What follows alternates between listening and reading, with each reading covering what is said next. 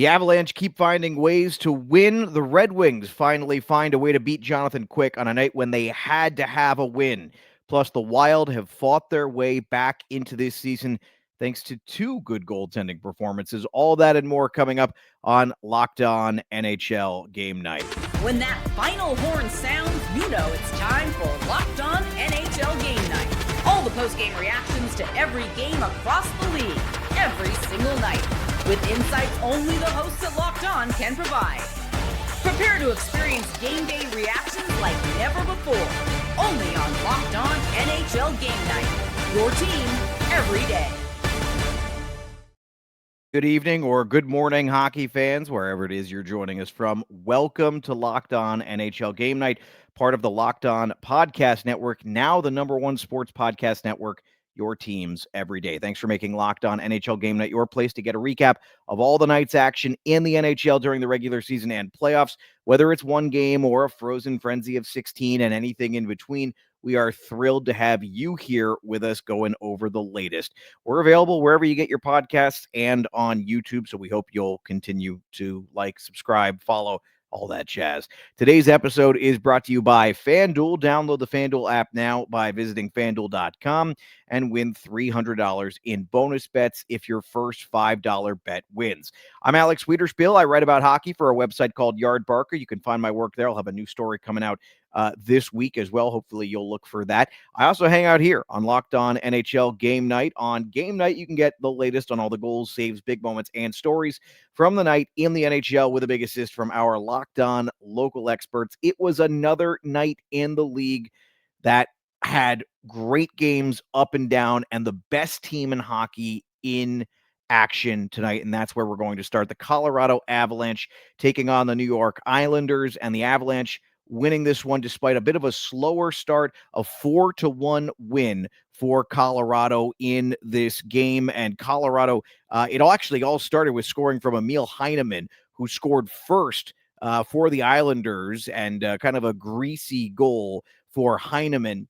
And the Avs would respond with 4 unanswered, though this was closer than the final score would indicate. Ross Colton, Victor Olofsson, they both scored. Marty Nietzsche put it on an empty net late in the third, and then we had the rare post-empty netter less than 20 seconds later from Brock Nelson. That one kind of adding insult to injury. Before we get any further into the analysis, I do want to hear from Zach Pearson of Locked On Colorado Avalanche. He was at the scene of the crime tonight. The Colorado Avalanche took on the New York Islanders, and in a game that was a little bit sloppy to start and then became really physical and extremely exciting in the third, the Avs skate away with a 4-1 lead after an insane performance from Scott Wedgwood. This was a beautiful game from him, absolutely phenomenal, because the Avalanche seemed to be turning the puck over a handful of times again. But ultimately, on some excellent goals, a couple of great passes that ended up in the back of the Isles net, the Colorado Avalanche come away with the win. This was an electric environment here at Ball Arena tonight, and I can't wait to break this all down on the next episode of Locked On Avalanche. Let's go Avs! 28 saves on 29 shots in this one for Scott Wedgwood. He's been good all season for Colorado, as Mackenzie Blackwood has been kind of in and out of the lineup, especially dealing with some injuries off and on. Goaltender injuries, of course, can be so tricky. Colorado hopefully will have him fully healthy come playoff time. I don't know if Wedgwood can keep playing this way. He's completely above his skis right now, but he's part of the reason Colorado is right now leading the Western Conference in points. They are well ahead of the Pacific Division leader, Los Angeles, by 7 points. They are 4 points ahead of Dallas. They've played just as many games as both of those teams. So Colorado with a clear lead right now. Only one regulation loss in 19 games, 13, 1, and 5. Tremendous start. They have 18 of a possible 20 points. That's right, 18 of 20 possible points in their last 10 games, and a goal differential of plus 31. No one even comes close to that right now. The closest, Chicago, is plus 12. Well, a lot of that has to do with Spencer Knight. Carolina and Pittsburgh. Carolina plus 14, Pittsburgh plus 12. Even the New Jersey Devils right now are nowhere near that. unbelievable the way this has gone. Colorado dominating the league right now. And that's because I think they look particularly hungry. If you look at the way that they were responding in the locker room after game 7 last year, like I went back and looked at an article I wrote for Yard Barker, kind of doing the power rankings in the first round, right? And I had Colorado. They were my favorite to win it all. And they were, for long stretches, the better team in that series against Dallas, but they weren't the better team when it mattered most. And Mikko Rantanen took over game 7 as a result of that. And those guys looked lost after that. They looked completely lost when you think about the additions that group made, that they were supposed to go on another deep run. Colorado has mortgaged everything to build around that group of Nathan MacKinnon and Cale Makar. And, of course, Gabriel Landeskog in this case as well. But they have mortgaged everything around the idea that they should be winning more than one cup with that group. And they haven't done it yet. Right now, they were my preseason cup pick. I think they might also now have to be the easy favorite for the President's Trophy as well, which is wild because that's not what I would have said coming into the season, because they did lose a little bit of talent in the offseason. Tight to the cap as well. Charlie Coyle gone. Gavin Brindley has fit in unbelievably well as a depth scorer so far, a young depth scorer at that. Maybe proving Nathan MacKinnon wrong, who had a funny comment last year when they traded Cal Ritchie to the New York Islanders for Brock Nelson about not being able to win with young players in the league. He may be thinking twice about that. Speaking of the Islanders, Ritchie did play in this game, only 5 minutes and 40 seconds at 5-on-5. Gil Martin has the last word on the New York Islanders. We know there's no such thing as a moral victory in the National Hockey League, but the Islanders' 4-1 defeat at the hands of the Avalanche last night comes close. The Islanders went toe-to-toe with the best team in the NHL. They played smart, disciplined hockey, and it was a 2-1 game in the final minute before the Avs scored an empty net goal and then another goal with 1 second left. The Islanders were disciplined. They did not turn the puck over. They got solid goaltending, but the outstanding goaltending of Scott Wedgwood for the Avalanche was the difference in this one. If the Islanders play the way they did against the Avs last night, they will win a lot of hockey games. So encouraging signs despite the end of the winning streak. For more in-depth daily coverage of your New York Islanders, check out the Locked On Islanders podcast. All right. We thank Gil as I'm still trying to figure out what the Islanders are. I think that's my challenge this year. What I know is that they are not rebuilding. And I think Patrick Waugh is proven that he's a pretty good coach based on what we're seeing so far this season. I think a lot of folks wrote the Islanders off pretty early. And considering they haven't really gotten elite goaltending from Ilya Sorokin, he's been kind of hit or miss. I think that's pretty impressive. Let's go over to Madison Square Garden, where things continue to be a problem for the New York Rangers. They drop their 8th game in 9 tries at MSG. Detroit gets the win in this one, 2-1. Alex DeBrincat on the power play opened up the scoring. Mika Zibanejad responded with a Rangers power play goal.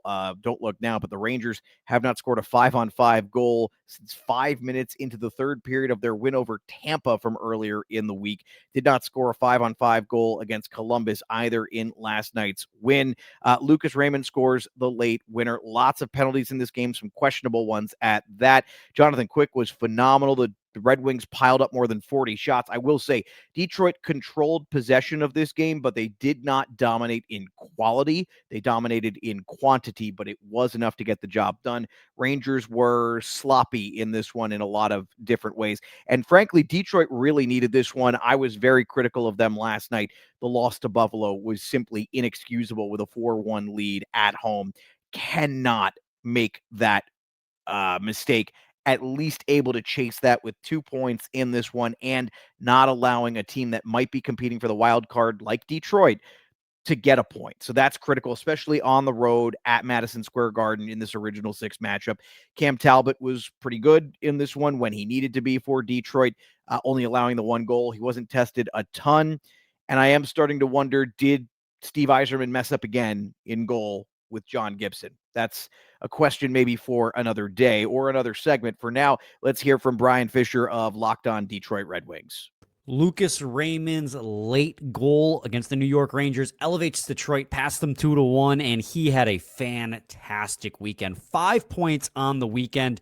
Also assisted on the power play goal early against the Rangers and had 3 assists against the Sabres. He is red hot to start the season. He has, 20 points in 18 games, over a point per game, and that's with just 5 goals, as he has been feeding anyone who is on his line. He is feeding Larkin, who has 10 goals. He's feeding DeBrincat, he's feeding Emmett Finney, whomever is on that line. He is feeding for goals. He's been unreal to start the season. Red Wings get the weekend split after a terrible blown 4-1 lead against the Sabres on Saturday, but take 3 of 4. So when you zoom out, that's a pretty good weekend for the Detroit Red Wings. A much better game against the Rangers, too, where they really grinded out a very strong defensive team against the Rangers. And in the third period, really turned it on, again, accumulating to that Lucas Raymond game-winning goal with about 3 minutes left. Good weekend for the Detroit Red Wings overall as they sit second in the Atlantic Division. Yeah, that's one way to put it. I don't know if I would say it's a good weekend. I mean, they got the point against Buffalo, but I'm still I have high expectations for Detroit, higher than most do this year, and I was disappointed with the way they let that Buffalo game get away from them, but I digress. The New York Rangers of note, David Quinn co-coached the team tonight because Mike Sullivan was out for personal reasons. Sounds like there was some concern, some kind of family matter. Not entirely clear what exactly it was or when the Rangers will have their long coveted bench boss back behind the bench. The Minnesota Wild appear to be back, 4 points in a back-to-back set this weekend. Meanwhile, Tampa's roller coaster of a season comes to a head in a roller coaster of a game, man. Oh my. Plus 2 teams heading in wildly different directions, despite at one point walking a pretty similar path. All that and more coming up next on Locked On NHL Game Night. Hockey season is in full swing, and nothing beats being in the arena for those opening games. But let's be real, getting tickets can be a total headache between waiting in queues, surprise fees, and prices that jump right before checkout. It is easy to get frustrated when all you want to do is cheer on your favorite team. That's where Game Time comes in, the app that gives fans the advantage. It's your ultimate life hack for scoring amazing NHL tickets fast, easy, and stress-free. I love that what you see is what you pay. No hidden fees at checkout. That is critical to me. I can't stand that. Their zone deals are a game changer. You pick the section. Game Time picks your seats. You save big. I'm all about saving money, especially on pro sports tickets. They are more expensive than ever. But you can find NHL tickets on Game Time for under $25. Take the guesswork out of buying NHL tickets with Game Time. Download the app, create an account, and use the code LOCKEDONNHL for $20 off your first purchase. Terms do apply. That's code LOCKEDONNHL for $20 off. Swipe, tap, ticket, go. Okay, we got 3 other games to get to tonight. I want to start with Minnesota and Vegas, the only game of the night that went to overtime, though it was our second 1-goal game of the evening. Joel Eriksson Ek opened the scoring for the Minnesota Wild. Pavel Dorofeev and Riley Smith both scored for Vegas on the power play. Yakov Trenin scored a greasy goal for his first of the year, and Kirill Kaprizov would score his 11th of the season with just seconds to go on a 4-on-3 power play in overtime. Fairly standard, a rematch between 2 teams who played in the playoffs last season, and I wouldn't be surprised if there is a possibility we could see them again. The question is Minnesota any closer, especially right now without Marco Rossi, any closer to getting out of the first round? Well, I'm not sure yet, but the good news is they got a good performance, one they desperately needed from Philip Gustafsson, who is kind of being pushed a little bit by Jesper Wallstedt. Locked On Minnesota Wild, Seth Topol has the final word on this one. I've got 2 great examples of what happens when you push in their overtime win against the Vegas Golden Knights. Number 1, the Wild crashed the net. High danger areas. They were rewarded with goals, courtesy of Yakov Trenin and Joel Eriksson Ek in close. And the Minnesota Wild power play, which was 0 for their last 11, finally came through in the extra session as Matt Zuccarello, Matt Boldy, and Kirill Kaprizov really pushed the urgency the final 30 seconds of the game and Kirill Kaprizov nets the overtime winner. Now, the key is going to be to translating that urgency on the power play during regulation, because over those last 11 attempts that the Wild were scoreless on the power play, not a lot of movement. For more on the Minnesota Wild, make sure you follow Locked On Wild wherever you listen to your podcasts. All right, appreciate that from Seth. Minnesota gets the win over Vegas. And again, Vegas has been dealing with injuries this season, but it is a little odd to see them right now in the wild card spot. They're actually in wild card 2 right now, tied with Chicago, 22 points in 18 games. Chicago, by the way, with a better goal differential than Vegas. It is true. Vegas has dealt with a lot of injuries. They've dealt with it at goaltending. They've dealt with it on defense. They've dealt with it on everywhere. They've dealt with it everywhere. So getting any points when you're this banged up, probably okay. And you just want to stack those up as the season goes on so that you can sort of survive when you're not playing all that well. And Vegas did not have a 5-on-5 goal in this one. All right, let's move to one of the, actually maybe the weirdest game of the night. Vancouver and Tampa Bay. This was a game that Tampa absolutely dominated possession in and still lost. Hold on, I got the numbers right in front of me here. This was, I had to double check this because I this was a wild stat to me. Tampa outchanced Vancouver at 5-on-5, 14-2 in the first period at 5-on-5, and in all situations, 12-0 in high danger. Vancouver allowed 12 high danger chances in the first period by natural stat trick, but only allowed a single goal. That's a huge, huge performance from the goaltending in this one. I believe actually it was Kevin Lankinen who got the start, and he really desperate. I'm double checking that now. I'm pretty sure I'm right about that. He really, it was Kevin Lankinen who has had a tough year. He really, needed a good performance. On the other side, Tampa Bay did not really get it from Jonas Johansson. 12 saves on 17 shots, allowed 5 goals, 1 empty netter, a 2-0 lead for Tampa Bay, and Vancouver would score 6 unanswered, including an empty netter. What's most surprising to me, listen to the goal scorers in this one in a game where Vancouver explodes for 6 goals. Granted, they also shot 35%, which is probably sustainable, right? Jake DeBrusk, okay, that one makes a little sense. Kiefer Sherwood still on a heater, 12 goals. The guy is going to break his career high of 19 by, I don't know, next week. Linus Karlsson, Drew O'Connor, Mackenzie McEachern, and Marcus Pettersson. Now, Quinn Hughes did kind of take over this game in the third period at times. 4 assists on the game. I did soccer earlier today, play-by-play, so I'm still in that mode a little bit. 4 assists on the game for Quinn Hughes. But those goal scorers, that's who you had on your parlay card, right? If you did, you probably made very, very big money tonight.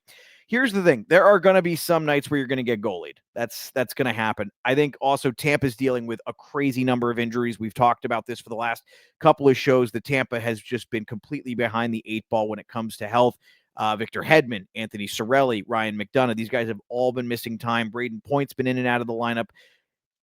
It's been a problem. But today, this is exactly the type of performance you worry about when your backup goalie to Andrei Vasilevsky, who's also been a roller coaster this season, is Jonas Johansson.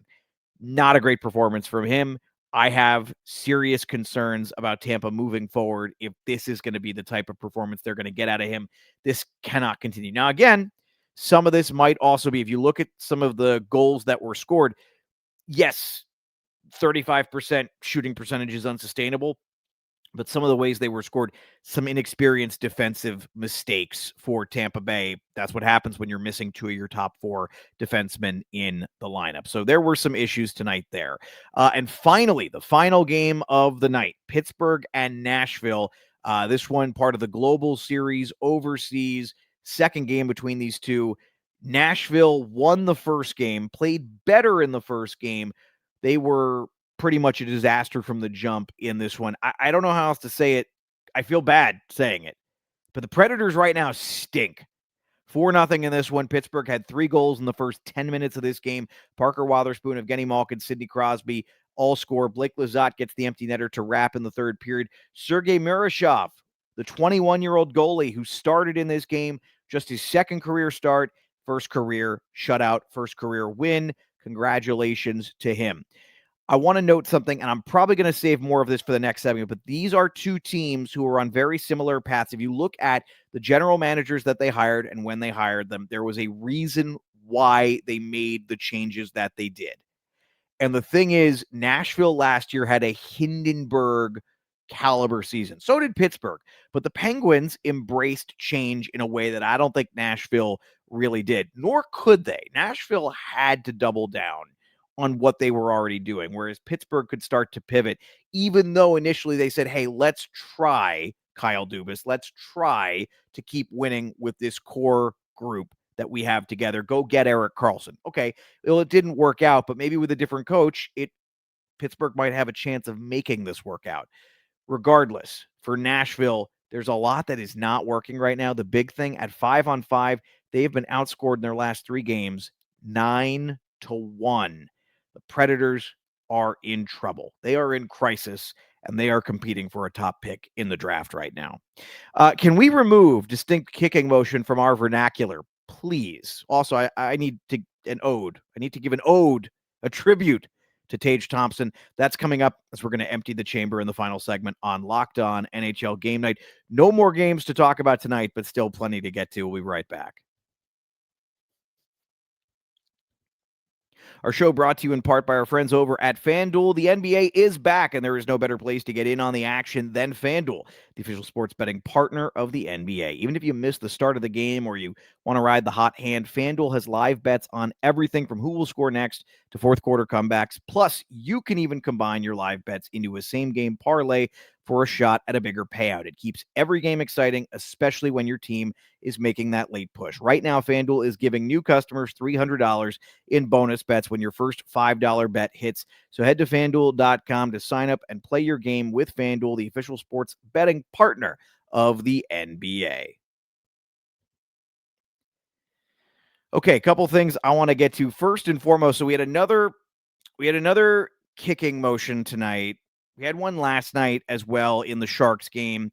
And I'm here's where I'm at with this. I'm really frustrated and have been frustrated for the longest time. Whenever you have a judgment call, ultimately you are going to have fans who don't like the call and who also don't understand the call. And in the NHL, you can redirect the puck with your skate, but you can't do a distinct kicking motion, which it's sometimes hard to tell the difference between those two things. So I have a very simple fix to this, and we don't even have to spend that much time on it. That's how simple my fix is. Either make it fully legal to use your foot or make it fully illegal to use your foot. That's it. Or, and I'll give the one addendum here, if the concern is kicking it with the front of your skate is unsafe, then make that the rule. Don't call it a distinct kicking motion. You're only confusing fans who didn't play. I didn't play. I learned tonight, the Colorado broadcast crew very, very succinctly explained the concept of it. But if it's about safety and the idea of sort of redirecting with the side of your skate is okay, that's fine. Let's get rid of distinct kicking motion from our vernacular. Let's end it. No more distinct kicking motion. That's no good. Just say if they kick it with the front of their skate. If they kick it with the side of their skate, that's fine, because it's not actually kicking. It's redirecting. There's no way to actually kick it with the side of your skate unless, I guess, your skate comes up. Maybe that should be what should be the vernacular. If your skate comes up off the ice. I don't know. Either way, distinct kicking motion drives me nuts because at the end of the day, fans don't seem to know what it means. They don't seem to know what it means. You have to make this a little more clear, especially for those of us who did not play hockey. I love the sport. It's the greatest sport on the planet. Amazing sport. I have not skated in a very long time, but it's the greatest sport on the planet. We got to find a way to make this more accessible for fans. I'll get off my soapbox on that one. Lastly, we were talking about Nashville in the previous segment, and there's going to come a point, and there comes a point with every organization when you know it is time for some kind of a rebuild or a retool. And what that's ultimately going to look like is going to depend on, I think, a couple of things. And it's going to depend on the organization. What's interesting is, so the St. Louis Blues, if you look at their ownership, they have talked about how they don't think a true rebuild, will actually work in the St. Louis market. And this is sort of the challenge with some of the margins that NHL teams are dealing with. If you go through a rebuild in certain markets, there is a potential financial loss. So there's sort of the sports business side of this. Markets like Philadelphia, New York, Toronto, even Los Angeles to an extent, they can do these big, Chicago, clearly, they can do these sort of big tear it down rebuilds. Not all of them have to. I don't think Chicago is going to do one again for a very long time after how long it's taken them to get out of this hole. New York, the Rangers, I doubt they will ever do one again under James Dolan. And in fact, Elliot Friedman basically said as much earlier this month. But for some teams, it might make sense. And for the Nashville Predators, I think in a certain respect, low key, they've already kind of started doing it. They picked 5th overall in the last draft. They took a center. And at a certain point, a couple of things are going to occur that are going to naturally coincide with a rebuild. They're probably going to wind up firing their coach if this continues. I don't see how you can keep Andrew Brunette after making the excuse that Barry Trotz made, where he essentially blamed himself, mea culpa, it's on me, I didn't provide him with what he needed. Okay, well, allegedly you've come out and provided him with what he's needed, and right now, where do they stand in the standings? They're second to last in the West, competing right now for a potential top pick in the draft. If you look at the way this is probably going to go down, I think for the Predators, this is going to be similar to what the Boston Bruins did. They're going to shed some contracts. They're going to try to get some draft picks. They're going to try to get some young assets. And they're probably in free agency going to go after players who you would probably say, maybe we shouldn't go after, but we need to give the appearance that we're going to put up a fight. And maybe even we'll get a coach who will fit with these players. And now you're noticing in Boston where, granted, Charlie McAvoy, David Pastrnak, Jeremy Swayman, those three right there are always going to elevate that team as long as you have decent support around them. Nashville doesn't really have those things. So I suspect Nashville may try to walk the Boston path, but I would be afraid right now, if I were Nashville, that they might be going down the San Jose path.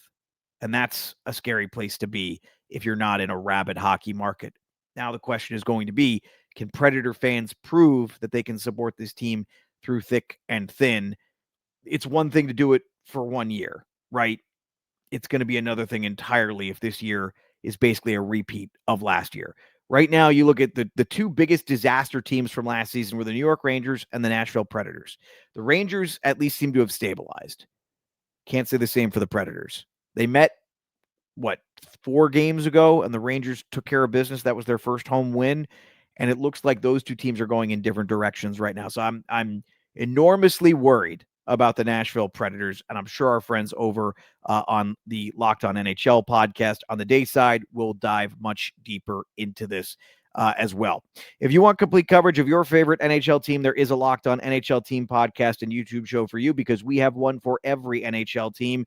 And this show, Locked On NHL Game Night, is here for you each and every night of the regular season and playoffs, wrapping up the night in the NHL. Don't forget to like and subscribe to this show. If you're watching on YouTube, we want to see your thoughts on tonight's games in the comment section.